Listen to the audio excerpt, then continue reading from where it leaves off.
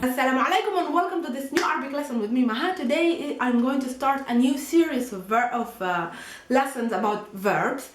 This is not a beginner series. This is an intermediate and maybe even advanced series of lessons. In these lessons I'm going to focus on each of our Arabic verb forms. We have 10 forms. We have actually 15, but we use 10 forms. And the mostly used one, I think you know by now, is the first form with the 3-letter root verb. If you still don't know this, then this lesson and this whole series is going to be too much on you. You need to learn the Arabic verb first, and I've already dedicated a lot of lessons about the Arabic verb. If you click here, anywhere if you click there, this will lead you to the lesson of verbs. And once you do that, come back here and watch this series of lessons. It's going to be very helpful, and I'm going to give you everything you need about the Arabic verb. So it's really a treasure, actually, this series that I'm starting today. Why did I decide? Because I have taught, as you know, a lot of students actually in the courses that I do in Jerusalem and in my village every year. This year I made 2 courses, so every time when we reach a certain level of verbs, I get asked from my students about these verbs that they hear a lot but we don't mention in a beginner course. So I'm going to dedicate these lessons for you guys who have already made a beginner course and are curious enough to know about the Arabic verb. Anyways, if you didn't learn anything about the Arabic verb, this is not going to be useless, because you will learn a lot of new verbs and difficult ones, and their meanings and their usage and how to conjugate them. So yallah, let's begin. Let me begin with the fact that we have 90% of our verbs that we use in the Arabic language, even in the dialects, are made of 3-letter simple verbs. So 90% of our verb usage in our language is made from the first category. We have, as I said, 10 categories of verbs. The first category is used by 90%, like we use it 90% of times. So this is good enough. So if you know only the first category, you can survive for many years in an Arab world using only the first category of the verbs, which is 90%. I'm so repetitive, I know, but it's like I want it to get into your heads. It's not an easy thing, that's why. So, and the rest of these 10 groups, so the last 9 groups, are called derived forms of the first category of verbs. What it means is actually that all of our language, even the nouns and the adjectives, are originally they come from this 3-letter verb and as an action, and we can add some letters to these 3-letter verbs up until 6 letters in order to create more and more complex verbs. So we can the longest verb in Arabic language can contain up to 6 letters, and that's called a derived verb, or a complex verb, we can call it, not the first form of the verbs, the simple one, the 3 letters. Okay, what I'm going to talk today about is the second category of verbs, so the first one of the derived verbs. This is so insane. Listen, easily, we have 10 categories of verbs. First category, we have seen it and we have studied it, and it's 90%. We still have 9, so 9 categories of verbs. The first one of these 9 categories of verbs, these are called the derived verbs. So the first one we're going to learn today, okay? And let's start with, I will give you, these are called awzan in Arabic, like weights or forms, actually. Wazn number 2 or wazn number 3, and etc. So awzan, the word is not so important in Arabic, but if you want, it's called awzan. Anyway, so our first category of these irregular or derived verbs is made out of 4 letters. So you see, we always add something to the root of 3. We have in this category 4 letters, so it contains 4 letters, and its wazn, its form, is under this rule here.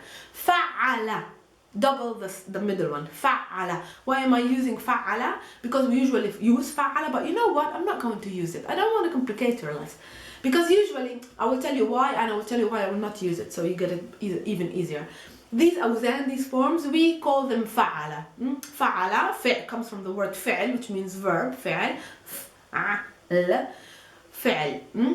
And each time we have a derived verb, like what we change this fi'l with adding the letters that we have. Like in the second one is fa'ala, and the next one it's istaf'ala, or fa'ala, or etc. So it changes. But I don't want to use this fa'ala as my rule because it's difficult already to pronounce it. So what I'm going to use, maybe I will use darasa for you as an example. It makes your life much easier, and you will thank me later. Okay, so let's imagine I have the verb darasa, which is first category, normal 3-letter. Darasa, it means to study. Darasa, to study. Now we're talking about the first category of these derived verbs, and what we said about this category is that we double the middle letter. So in the case of darasa, to study, it becomes darasa. Does darasa have a meaning? Yes, it is a verb. Of course it comes from the study root, darasa, to study normally, but now we have a new verb, and it's darasa, doubling the R, doubling the middle letter, darasa, so therefore it's 4 letters, darasa, so it's a 4-letter verb, so it's the first category of the derived verbs.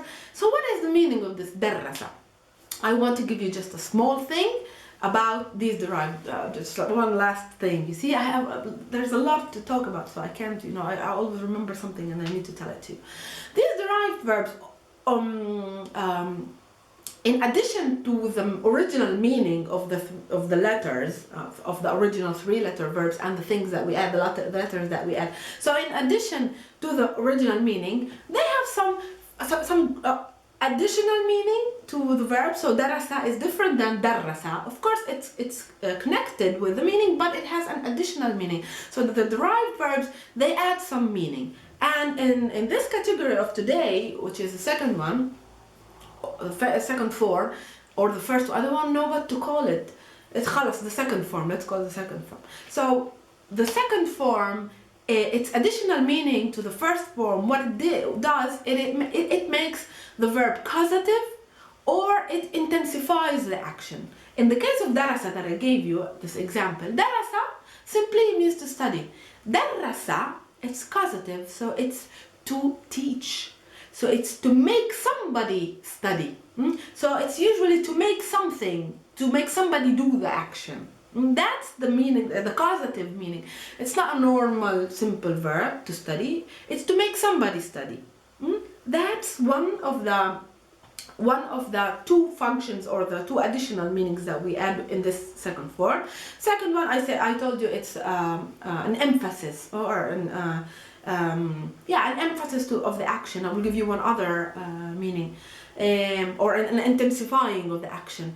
The normal verb jama'a, to collect, jama'a, to gather, jama'a.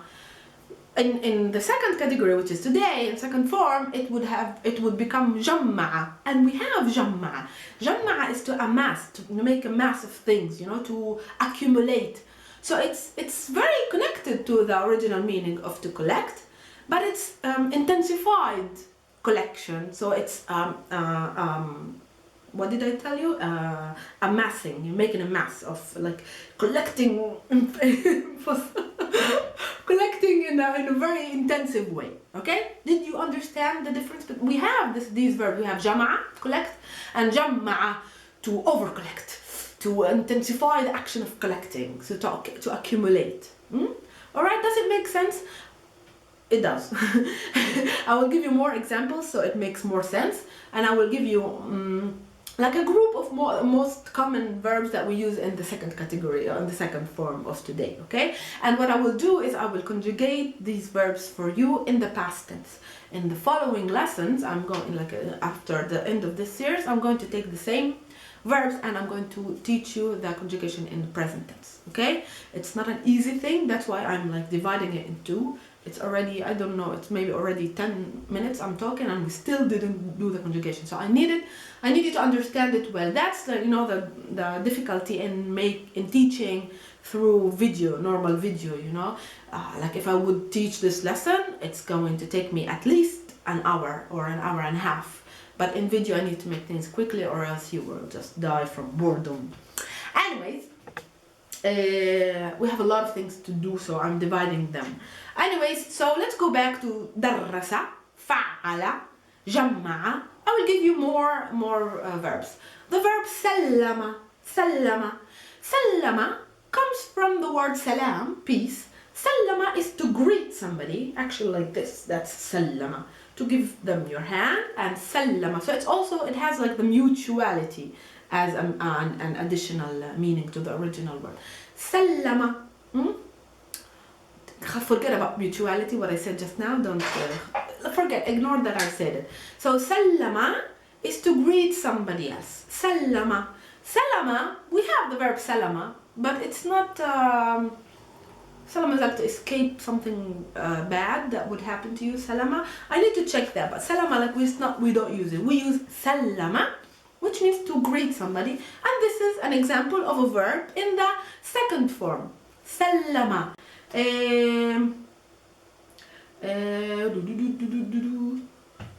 One other one. Kharaja. Kharaja means to exit, normally to go out. Kharaja. Kharaja is to make somebody go out. It's like to kick somebody out of the room or the class. Kharaja. So you see, it makes it causative. Make somebody do the action, or make the action to somebody else. Kharaja, I exit by myself. Kharajtu. Kharajtu, I made somebody or something exit. Okay? Kallama. Kallama comes from the word kalima. Kalima means word, a word, kalima. Kallama is to speak to. Kallama, or to call somebody, so to give the word to somebody. Kallama. Kallama, to speak to somebody. So to have this word given to somebody else. Kallama. Kallama means to speak to. Kallama. There's no kalama, for example. Some derived verbs, some like second or third categories of verbs, they don't necessarily have the first form verb. Some derived verbs are only found in the derived form. Okay. One other verb is the verb khabbara. Khabbara comes from the word khabar.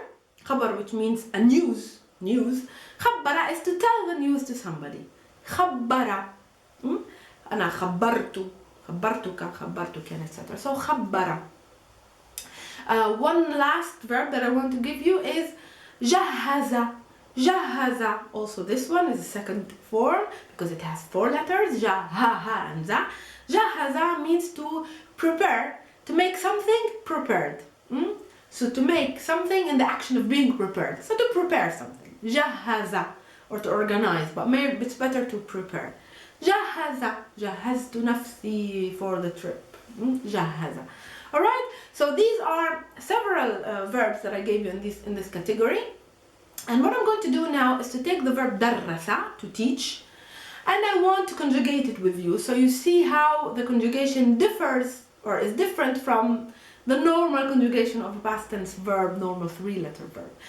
You have seen this and I've taught this before, that's why I'm not going to repeat it now. Like the normal conjugation of past tense verbs, I already made maybe 2 or 3 lessons. What I'm going to do now is to conjugate the first category of irregular verbs, or let's call them the second form of the derived verbs. Oh my god, the verb of today. خلاص, no need to repeat it. I think you got it. The verb of today, which is the 4-letter verb, it's called the second form, it's called the derived verb, and let's do the conjugation in the past tense for the verb درس, to study, and you will see it's different. درس means to teach. I taught. What we do is درست. Easy and very similar to the normal one. درست and درست. So it's the same suffix that we add. درست. أنت, you taught. درست. Easy up until now and very similar to the normal one. أنت درستي. Normal and easy. We change درستي and it means you, female, taught. هو, he taught. درس. You know that هو takes usually the rule itself. درس. هي درست. درست. Up until now It's exactly like the normal verb conjugation in the past tense. نحن درسنا, we taught. درسنا. Try to repeat it after me. It's good to repeat it also. Don't just listen and like copy. درسنا. We taught. You taught. You all of you males. أنتم درستم. Make sure to double the ra, because if you don't say درستم, if you don't double it, it would sound like درستم, and it changes totally the meaning. درستم, you taught. درستم, you studied. And أنتن, you females, درستن. So درستن. Repeat, درستن. Then we have hum, they, males. درسوا. Make sure always to double the R. درسوا means they taught. درسوا means they studied. Okay? Then hunna, they females, we have درسنا.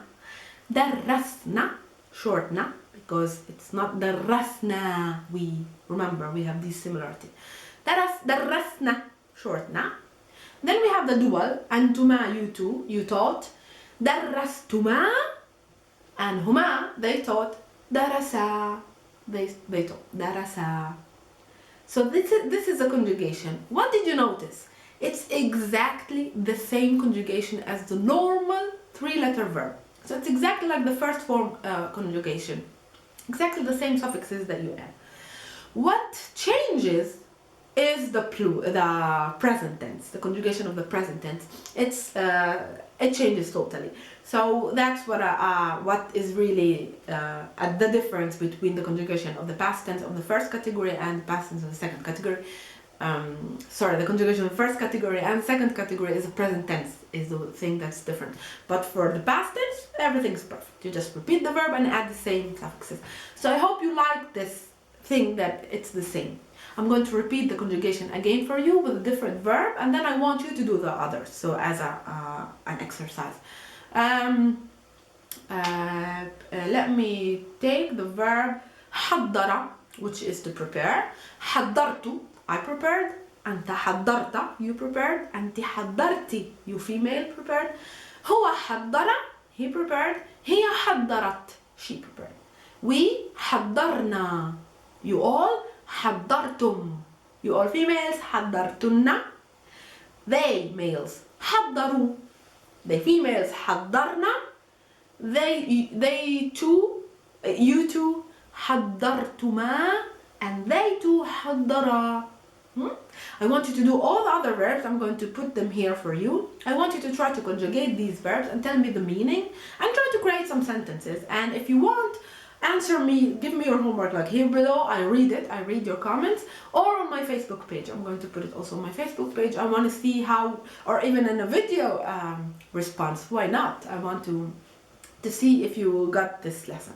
I hope you liked this lesson, and I hope everything is clear. If you still have any doubt about the second form of the verbs, or the first one of the derived verbs, please write me below, and I will try to answer all of your questions. Meet me in the next lesson. I'm going to teach you the third form of the verbs, with more and more meanings added to the original one, and with new verbs. Remember, if you use these verbs of the 9 categories of the derived verbs, it means that you're advanced, or that you've learned a lot. You're not only using the simple ones of the 3 letters, you're advanced and you're using more complex verbs, and it's really good, and it shows your progress in learning Arabic. Alright, I hope you liked this lesson. I will see you in the following one. مع السلامة.